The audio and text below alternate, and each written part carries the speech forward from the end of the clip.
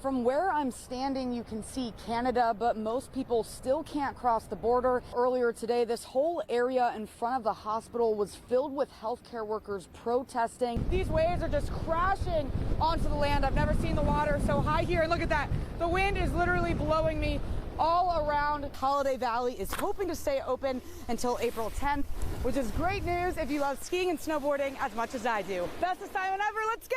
Check out the sidewalk that I'm standing on right now. It looks like it has been shoveled, but there's still a lot of snow here on the ground. To give you an idea of where these crashes have been happening, take a look from above from our Sky Eye 1 drone. But if I leave and drive about 2 miles away, I would get to the Hideaway Grill in Niagara County, where there is no mask mandate. It's not your typical performance.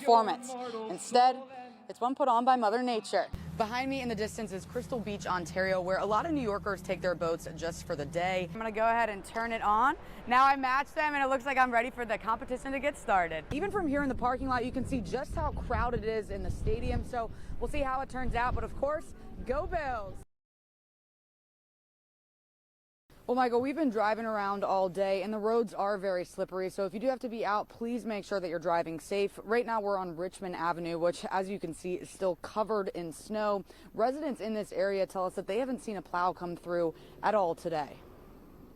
Thursday was cold and snowy in Buffalo. As we drove around, we ran into Kyle Schrader, who lives on a side street in the city. You're out here shoveling in shorts. Are you cold? No, I just got home from work, so just decided I'd get out here, get a couple shovels in, and call it a day. Not even cold at all? Nah, a little bit, nothing too crazy. Shoveling in shorts. Yeah, it doesn't get much more Buffalo than that. Schrader says before the snowstorm began, he got an alert from the city. They said they're going to start towing people with like mini tows if they weren't parked in the correct side of the street, but if they're not plowed, I'm not going to bury my car and ruin my car if I don't have a clear parking spot. They can tow me if they want. In January, Buffalo got hit with 2 major snowstorms, and many residents complained they didn't see a plow for days. They definitely need to figure out something better. This is like probably one of the worst winters with plows, as far as plows. Denise Colopy has lived in Buffalo for over 40 winters.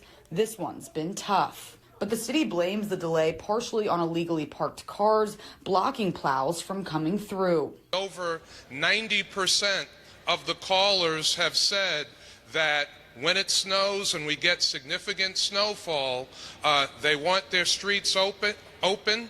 And if people are parked illegally, they want those vehicles removed. And so that's what we're doing. Mayor Brown said unlike the storms in January, the city is not waiting to ticket and tow cars that are not following alternate parking regulations. For this storm, the city also hired contractors to help plow the side streets as the snow is falling.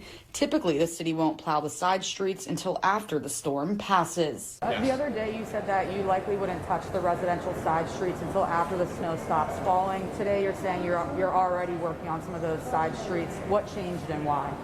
That's part of the ongoing adjustments and responsiveness to the abnormal winter the abnormal really January that we saw this year.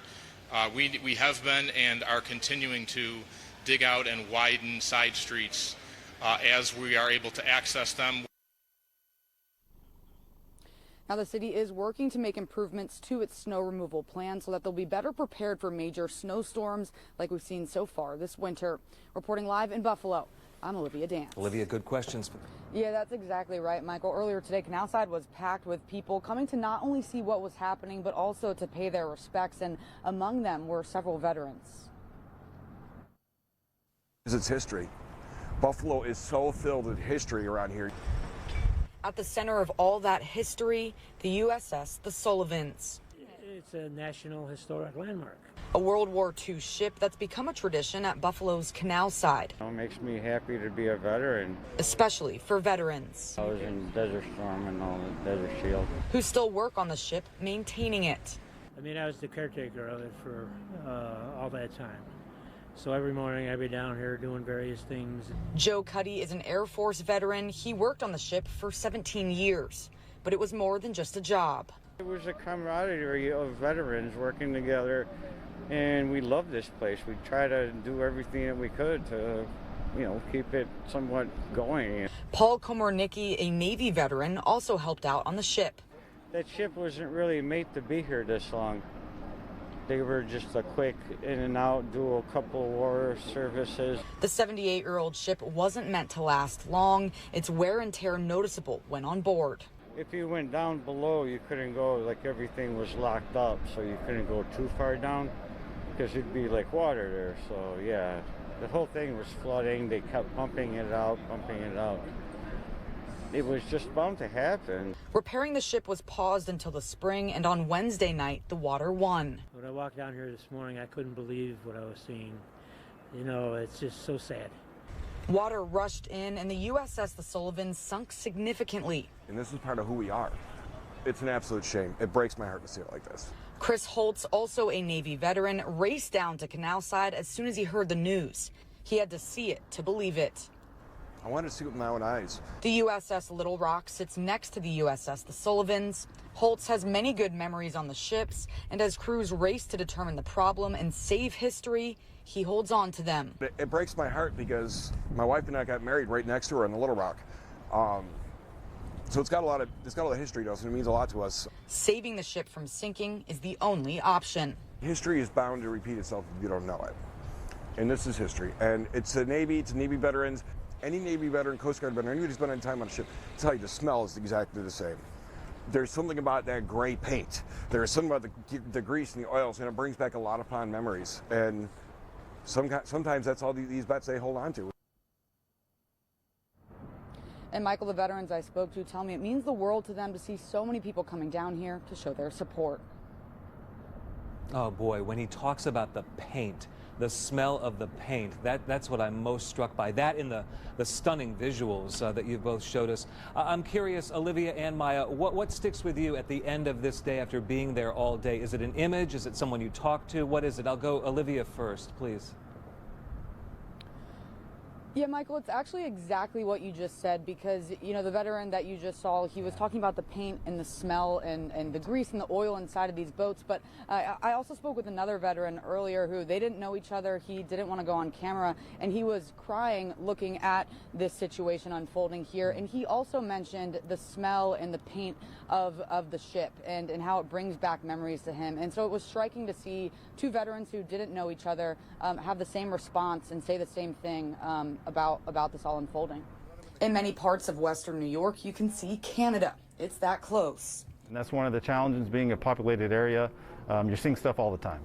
Being right on the border, the Buffalo sector of the U.S. Border Patrol is working on the ground, in the air, and on the water.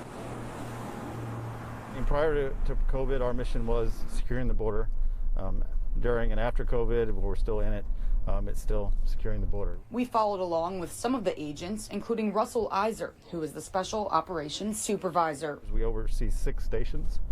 That includes Niagara Falls, Buffalo, Erie, Rochester, Oswego, and Wellesley Island. Iser has been with Border Patrol for 16 years, working at both the northern and southern borders. The last couple of years have been more challenging. Right now we're deploying a large portion of our agents to the southern border from across the nation. Iser says one of their priorities has become addressing the immigration crisis at the southern border. And what's the impact on that for Buffalo? We just lost manpower, so now we don't have those agents in the field securing the border here. So it just makes it that much harder for our 6 stations to kind of cover the area. The decreased manpower is only creating more hurdles, especially during the pandemic where a lot has changed, including the border shutting down. Iser says the pandemic and border closure has caused less congestion, making it easier for them to monitor criminals who typically try to blend in with the normal traffic. I think it's made it a little easier for us to monitor the boats, but then again, their strategies have to change. They need to continue to make the money for whatever cartel or organization they're working for. So it just keeps going. They just find different strategies. Technology, using drones has become a thing. Which means you guys have had to change your technology and strategies, right? right? All right? We need to either get drones or, counter drone technology. So now we have to adjust, kind of how we address that. Restrictions at the border have forced criminals to improve their technology so they can continue to smuggle across the border. As criminals are upgrading their technology, do you guys feel like you can keep up with those upgrades? That's a huge challenge. Like we were talking about earlier, I mean, they're not restricted by government policies and having to do, bids and contracts and stuff like that. They can just go buy what they want. If it's there, they can get it, or they're building it. They're hiring people and they're building their own stuff. So it feels like we're always a step behind, and we get close. We're like, all right, now we're up to par with what they got, and we're doing good. We're seeing a lot of change. And then we get another shift. So it's just that constant kind of back and forth. Criminals don't follow the laws, but Border Patrol does, and even that has created some complications. One law in particular, the Green Light Law, which New York passed in 2019, removes U.S. Customs and Border Protection's ability to access the state driver's license database. The agents here in the field are very frustrated having that tool taken from them. I mean, that's a basic investigative tool that, if there's a violation, a traffic violation, local police, that's just the first thing you do. Despite all these obstacles being thrown at them, Border Patrol is working hard to complete their mission. Really, nothing has changed for us. Our mission hasn't changed at all. Keeping the border secure, no matter what, that's their mission. Reporting on Grand Island, I'm Olivia Dance.